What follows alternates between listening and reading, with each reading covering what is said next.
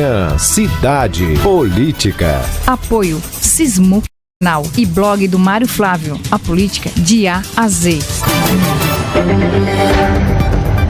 10h06, seguindo aqui com Manhã Cidade. Hoje a gente recebe, mais um pré-candidato, mais especificamente uma pré-candidata ao governo de Pernambuco, que é a ex-prefeita de Caruaru, Raquel Lira, que já está no nosso palco ao lado aí do Mário Flávio. Pré-candidata, ex-prefeita Raquel, bom dia, bem-vinda à Rádio Cidade. Bom dia, Mário, Renata. Quero cumprimentar o vereador Ricardo, dizer que estava com saudade de você, Ricardo. Faz 20 dias que a gente está numa luta danada, a gente só se fala por telefone. Cumprimentar todos que fazem a Rádio Cidade, Rebeca, Adolfo José que esteve aqui, e nosso time de comunicação que está aqui junto com a gente, Pimenta, Amanda. Ricardo vai ser o líder do governo, né? Eu tava brincando com ele, né, amigo? Olha, Ricardo cumpre super bem seu papel na Câmara, né? Foi um grande parceiro enquanto eu estive à frente da Prefeitura de Caruaru e vai continuar sendo, não tenho dúvida nenhuma. Né? Sendo um entusiasta do governo, sempre reivindicando boas ações, né? Estou feliz de poder contar com a amizade dele. Mário, aproveita para reforçar o WhatsApp Cidade, que está aberto aí para quem deseja participar da entrevista, mandando perguntas. 998780997. Isso, 998780997. Raquel, eu queria começar essa entrevista falando de água, né? A gente vive numa região aqui que sofre muito com essa questão, principalmente Caruaru. Eu diria que sofre menos, mais Santa Cruz, Toritama. A gente recebe aqui os prefeitos das cidades, eles reclamam muito dessa situação hídrica aqui do Agreste. Você sendo eleita governadora, como seria a tua gestão para melhorar esse sistema de água aqui na região Agreste? Mário, esse tema é um tema do qual a gente tem falado à frente da Prefeitura, quando estava à frente da Prefeitura de Caruaru, que falava quando era deputada. Eu imagino que Zé Liberato, João Lira Filho, Fernando Lira, João Lira, tantas pessoas que lutaram muito para que a gente pudesse ter água. Na verdade, o grande investimento que houve aqui para trazer água é insuficiente. Que houve lá no passado com a barragem do Prata, com a barragem do Jucazinho, não foram suficientes para garantir que a gente saísse da agenda do século retrasado. Nós estamos discutindo algo que já deveria estar absolutamente resolvido. Nós estamos no século XXI, no ano de 2022, e nós não conseguimos ter água na torneira da nossa população. Você disse que, diz assim, Caruaru ainda vai melhor do que Jataúba, do que Santa Cruz, mas nós vamos muito mal. A gente passa 15 dias, 30 dias nos lugares mais altos de Caruaru. Nós passamos 6 meses, 1 ano sem água, porque como a tubulação ela foi preparada na década de 50 do século passado, a gente tinha 1/3 da população que tem hoje. Quando meu pai foi prefeito há 30 anos, era metade da população. E simplesmente a gente se submete a um rodízio, porque não tem água para todo mundo todo dia. E quando esse rodízio chega em determinados bairros, ele não chega a água com força, faz o estouramento do cano, não chega nas partes mais altas. E a gente vive isso como rotina e como se fosse algo normal. E não é. Assumir a responsabilidade pela questão da água, pela questão do tratamento de esgoto. Pernambuco é o segundo pior estado do país em trazer água para a torneira de sua população. E quando tem torneira? Porque também grande parte de nossa população sequer tem a tubulação para poder ter acesso à água. Temos 70 mil pessoas que moram na zona rural de Caruaru. Dessas 70 mil pessoas, temos acesso à rede de tubulação no 2º distrito e em parte do 1º ali em Terra Vermelha e de maneira tímida em outros locais. A gente tem que primeiro colocar como prioridade absoluta garantir água na torneira da população. E não tem torneira, garantir rede de distribuição de água. Isso não é um privilégio de Caruaru, de Santa Cruz, porque nós estamos na região com o pior balanço hídrico do país. Eu estive em Petrolina hoje de manhã, logo cedo, dei entrevista para um rádio de lá, e sei que lá no projeto Fulgêncio, 65 mil pessoas não têm acesso à água tratada. Em Petrolina, grandes bairros da cidade passam 15 dias sem abastecimento de água. Eu falo de Petrolina porque Petrolina tem o Rio São Francisco de lado. Não pode dizer que é pela falta d'água. Porque aqui em Caruaru a gente não tem. Então, de quem é a incompetência no caso de Petrolina? Da Compesa ou da responsabilidade? Miguel Coelho Não, de jeito nenhum. A responsabilidade é do governo do estado de Pernambuco, que tem a Companhia Estadual de Saneamento, que cuida de mais de 170 dos municípios de Pernambuco com água e esgoto, e tratamento de esgoto.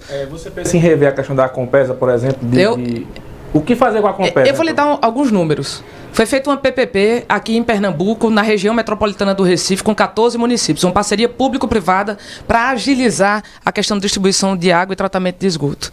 Eu tive acesso a informações da PPP, sempre acompanhando isso. Eu fui visitar...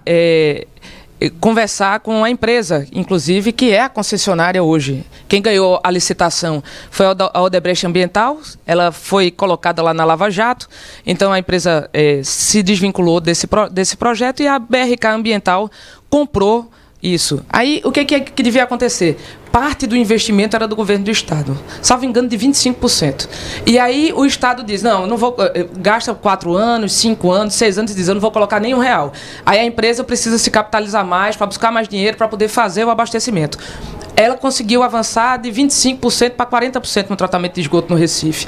Mas o que é que acontece? Não tem água. Você não tem esgoto tratado se não tem água na torneira do povo. Então, você fica no jogo de perde-perde. E ali, no Recife, em Jaboatão dos Guararapes, na sede do Recife, se você for na comunidade do Pilar, que fica ali na frente do Porto Digital, pertinho da igreja Madre de Deus, logo ali no centro antigo do Recife, ali também não tem tratamento de esgoto. Não tem tratamento de esgoto, as pessoas fazem as suas necessidades em saco plástico, em bacias sanitárias que não levam a lugar nenhum, porque não tem água.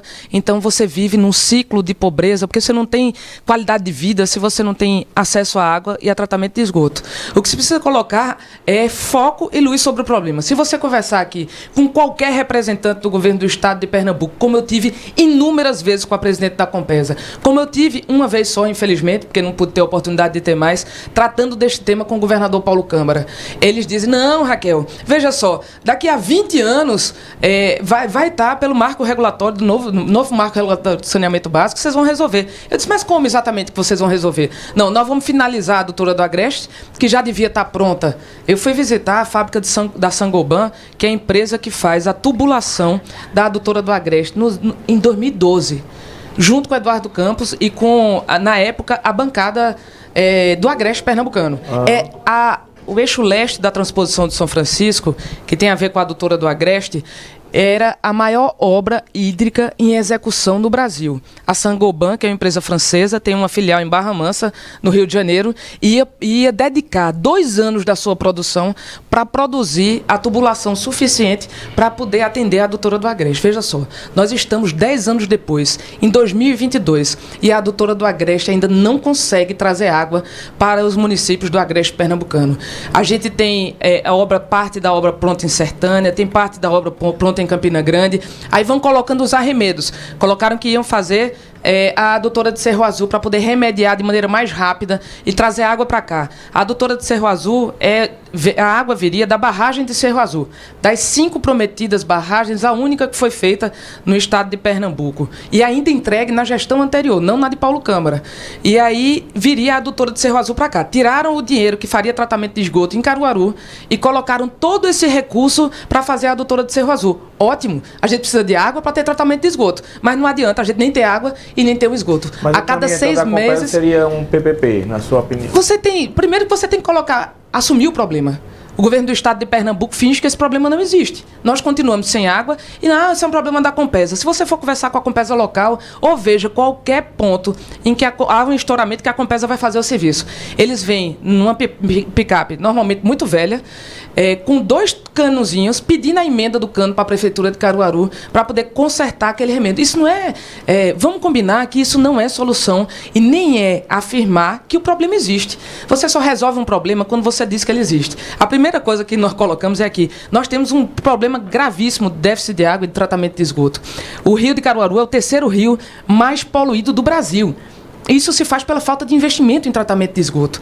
A gente, na Prefeitura de Caruaru, buscou fazer a nossa parte. Captamos recurso privado, fizemos tratamento, estamos trabalhando no investimento de saneamento na comunidade do Cipó, no Zé Carlos de Oliveira, em Terra Vermelha, no Juá, em Malhada de Pedra. é muito difícil de fazer isso com recurso do município. Então você tem alternativas. Maceió, Alagoas fez uma alternativa, fez uma concessão de tratamento de esgoto e a compra do metro cúbico de água à Companhia Estadual do Saneamento. No Rio de Janeiro foi o mesmo formato. Agora o que acontece, Mário? O BNDES fez uma modelagem de PPP. Eu sei porque a gente fez a PPP de iluminação pública aqui, que vai garantir que em um ano Caruaru esteja a cidade toda em LED e reduzir em 4 vezes o investimento e o custo que se tem na manutenção do parque de iluminação na cidade. E o BNDES, desde que eu comecei a negociar a PPP, que queria fazer logo a PPP de saneamento aqui, porque o nosso contrato acabou há 2 anos, aqui em Caruaru com a Compesa. E aí o que foi que eles me disseram? A gente não pode fazer, Raquel, porque senão vai haver conflito de interesse, porque a gente está fazendo a PPP de saneamento do estado de Pernambuco. Nós estamos aqui em 2022, no último ano deste governo Paulo Câmara, e simplesmente não há qualquer notícia de como ele se pretende resolver o problema de tratamento de esgoto e abastecimento de água no estado de Pernambuco. Então, colocar foco no problema, enxergar as modelagens que são possíveis, seja por concessão, por terceirização clássica, com a compra de água de um lado e a concessão do tratamento de esgoto de outro. Há vários modelos que são possíveis de serem feitos. A única coisa que a gente não pode fazer é colocar o problema debaixo do tapete, que é o que eles fazem sempre. Renata. Muito bem. Falando sobre água, sobre saneamento, né, a gente lembra da urbanização, revitalização de córregos, né, de canais na cidade, e essa é justamente a pergunta do Ciro Costa. Bom dia, Mário, bom dia, Renata, bom dia, Raquel. Pergunte a Raquel por que ela tirou a obra do Canal dos Mocós do empréstimo do Finisa. Isso realmente aconteceu, né? Porque o Ciro é uma das pessoas que sempre mandam perguntas aqui para a gente a respeito desse trecho. E o que ela acha dos candidatos, por isso que mais cedo eu dei uma risada quando eu li aqui, e o que ela acha dos candidatos Tonhos da Lua, que vão passar a campanha inteira dizendo que Raquel é má. Raquel o quê? É má. Ah. É a novela. Rapaz, A faz tempo que eu assisti Mulher de Areia. Exatamente. Meu Deus do céu. Ele está perguntando o que você acha, né, desses candidatos que vão passar a campanha dizendo isso. Da Lua, Ai, meu Deus. Olha, Ciro, agradecer a tua participação e a de todos. São poucos, viu? Eu vou até responder por Raquel, porque está todo mundo na oposição e vai todo mundo centrar fogo no candidato do PSB. Não, acho que entre os da oposição não vão se bater. Mas na verdade... Raquel com a alma de rotinha. Ciro, obrigada por tua participação. É importante esse esclarecimento. Uma das questões de saneamento básico se chama drenagem. Drenagem, aqui em Caruaru, não se era feita de maneira forte desde a época, eu volto aqui, de 30 anos atrás, quando meu pai foi prefeito e colocou o canal do Salgado, iniciou o canal da Vila Kennedy.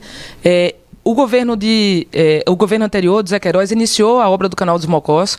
Esse trecho cujo contrato a gente herdou tinha cerca de 400 metros de obra feita. Nós concluímos as obras do Canal dos Mocós.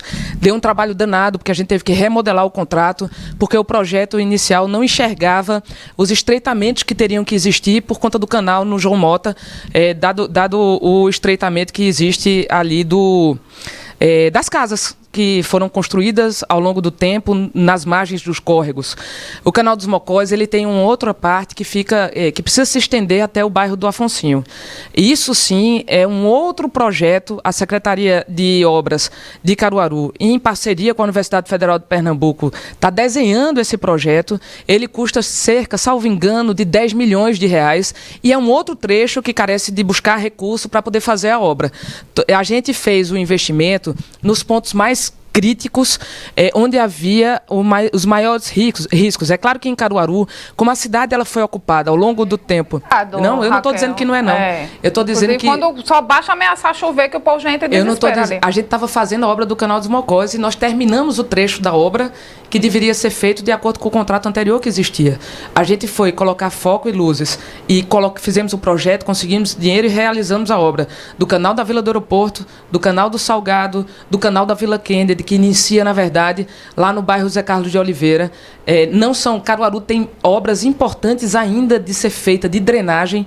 Nós fizemos um investimento extremamente relevante, inclusive com o próprio recurso que pegamos do primeiro empréstimo do Finisa, e ainda há o trecho trecho do canal do Salgadinho, o trecho do canal do Afonsinho. A próxima captação de recursos, segundo todos os estudos que a gente fez lá, é para que possa ser feito o trecho do canal do Afonsinho, que são cerca de 8 a 10 milhões de reais, com todos os ajustes que houve de aumento de preços ao longo desses últimos 2 anos de pandemia.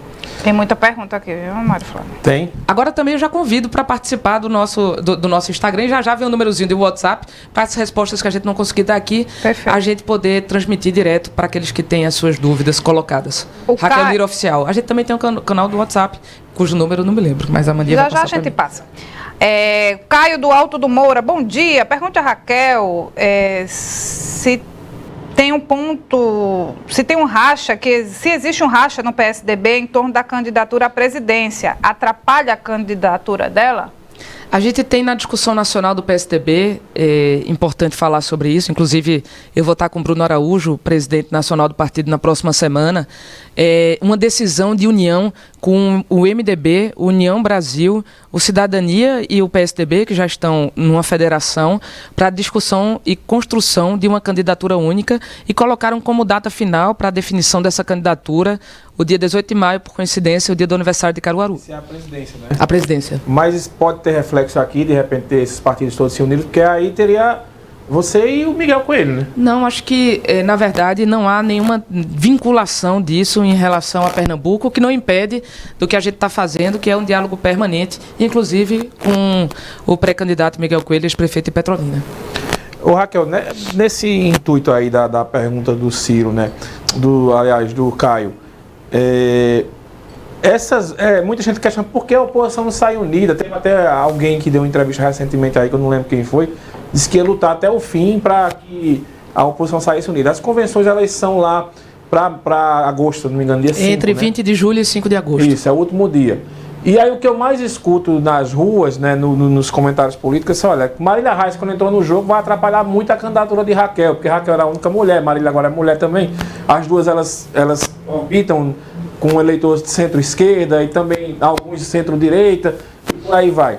Que peso tem essa candidatura de Marília Reis para te atrapalhar, como as pessoas dizem, ou você acha que dá para as duas candidaturas irem seguindo juntos?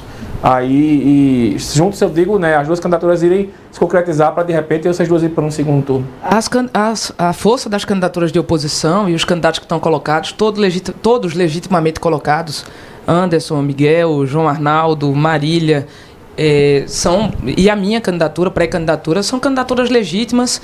É claro que a gente tem diálogo permanente com parte delas. Ricardo Teobaldo, que é o presidente do Podemos. Pediu para haver essa união todo mundo. Que é o presidente do Podemos.